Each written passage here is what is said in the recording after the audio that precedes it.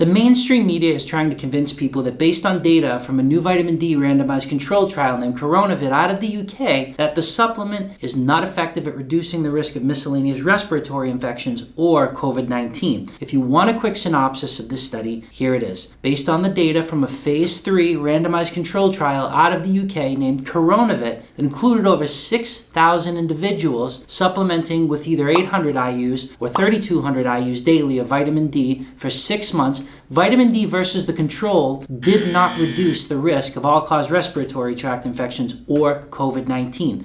Now, that was evidenced by 5.7%, 5%, and 4.6% of the participants that either took 800 IUs of vitamin D a day, 3,200 IUs daily, or no treatment group becoming infected, respectively, regardless of vitamin D supplementation. Essentially, there was no difference between all the groups. Even COVID-19 infection proportions were similar between all groups, 2.6% in the non-treatment arm, 3.6% in the lower dose arm, and 3% in the higher dose arm. Here's the thing. This study had many problems, and because of those problems, the study can't reliably conclude that vitamin D wasn't effective at reducing the risk of all-cause acute respiratory infections or COVID-19. But stick around because the details matter.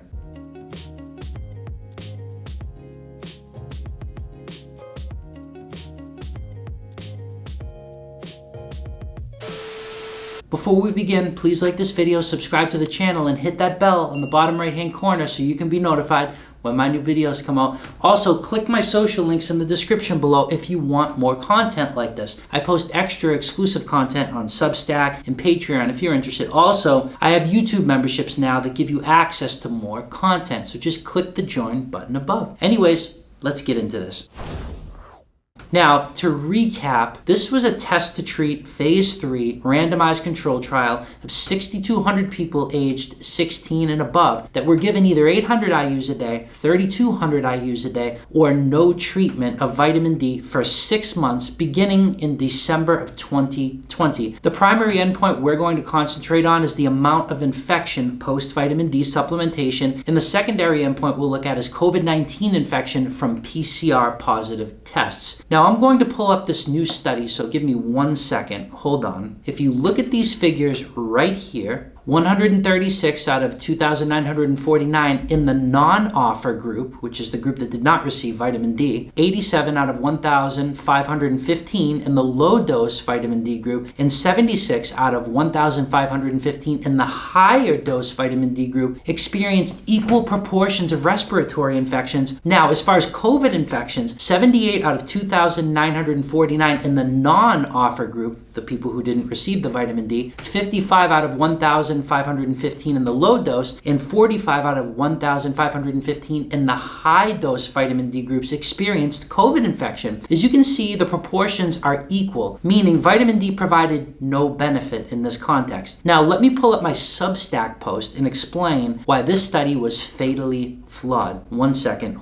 Hold on. Now I'm going to highlight this paragraph right here, and as you can see, the first problem in this review was that individuals in the non-treatment group were not given some form of placebo. Then they were told the study was about vitamin D, and what's worse, over 50% of those in the non-vitamin D group, or the control group, reported taking vitamin D at least 6 days a week anyway. That should never have happened. So of course, the infection results are going to look identical across every group because all 3 cohorts took vitamin D when one group was supposed to be the control group and not take it. Okay, now let me explain the next paragraph. Simply put, 20% of those in the higher dose vitamin D group and 11% of those in the lower dose vitamin D group were entered into the study 2 months after it began. Basically, that happened because people who didn't qualify for the randomized control trial originally because they had vitamin D levels over 30 nanograms per milliliter were retested, and if they had lower vitamin D levels than 32 nanograms per milliliter at the 2-month retest mark, they were given the option to enter the trial. Obviously, you know, that's ridiculous. All eligible participants meeting the inclusion criteria need to participate the entire length of the study to yield the most accurate results. Let's look at the next point here, and I'll highlight this. this. This study didn't identify an appropriate vitamin D target level, only a bottom of 30 nanograms per milliliter. Well, in a study by Seal et al., most meaningful results with vitamin D didn't occur until participants hit 60 nanograms per milliliter. So take a minute to digest that. Now let's talk about the last fatal flaw of this study. At the beginning of the trial, only about 3% of participants received at least one dose of a COVID vaccine. But by the end, it turned into 90%. That's bad because fluctuating vaccination status obviously changes immunity, making these results inconsistent.